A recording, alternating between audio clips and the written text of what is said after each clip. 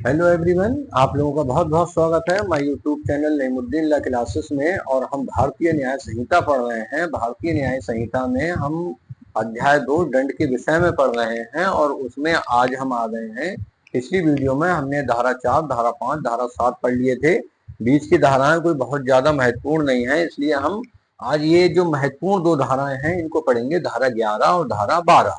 धारा 11 में क्या है, एकांत परिरोध बताया गया है, सॉलिटरी कन्फाइनमेंट, यानी व्यक्ति को एकांत कारावास में रख दिया जाता है।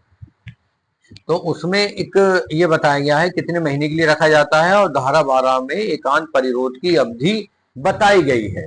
एक बात हमेशा याद रखना है, एकांत परिरोध सिर्फ तभी दिया जाता है जब जो उस व्यक्ति ने अपराध किया है उसके लिए कठोर कारावास का दंड है, तब उसमें एकांत परिरोध भी दिया जाता है। एकांत परिरोध के लिए दंड नहीं लिखा है, लेकिन जहां कठोर कारावास है वहां उसको एकांत परिरोध दिया जा सकता है। अब देखते हैं धारा 11 क्या कहती है। तो धारा 11 ये कह रही है कि धारा 11 इसका हेडिंग है एकांत परिरोध सॉलिटरी कन्फाइनमेंट।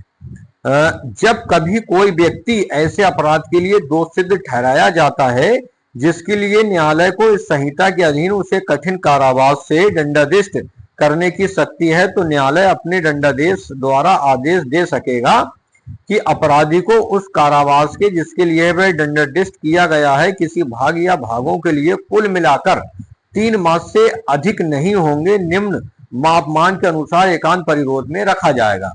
पहला ये कहा गया है, ये देखिए पहला है, यदि कारावास की अवधि 6 मास से अधिक ना हो तो 1 माह, यानी अगर 6 माह तक की कारावास की अवधि है तो एकांत परिरोध यानी सॉलिटरी कन्फाइनमेंट दिया जा सकता है 1 महीने के लिए। दूसरे पॉइंट में ये कहा गया है भाई 6 माह तक है तो कितने दिया जा सकता है, 1 माह।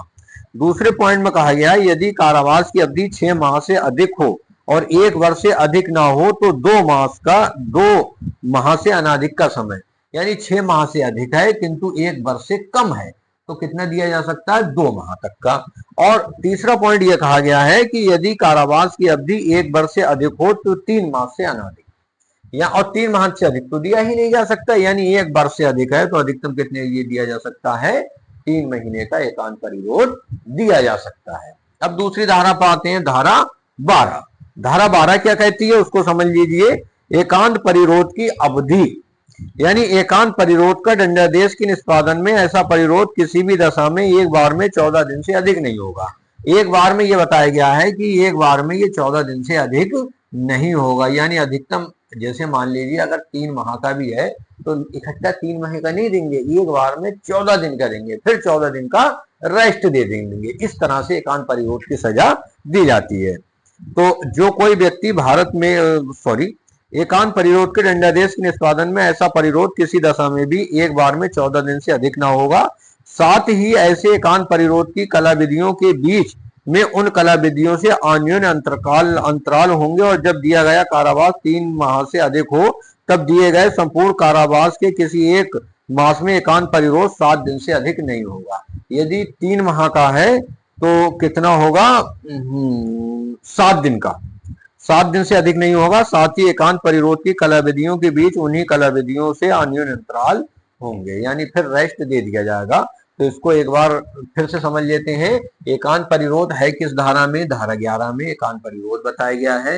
एकांत परिरोध की अवधि किस में बताई गई है, धारा 12 में। एकांत परिरोध किस अपराध में दिया जा सकता है, जब कठोर कारावास हो। कौन सा हो, कठोर कारावास, तब एकांत परिरोध की सजा दी जा सकती है। कितनी, मैंने समय बता दिया आपको, 6 माह तक की सजा है तो 1 माह का कारावास, 6 माह से अधिक है किंतु 1 वर्ष से कम है तो 2 माह का कारावास, 1 वर्ष से अधिक है तो 3 माह का कारावास। और धारा 12 ये कहती है कि एक बार में 14 दिन से अधिक नहीं होगा, लेकिन यदि 3 माह का तो एक बार में 7 दिन से अधिक नहीं होगा।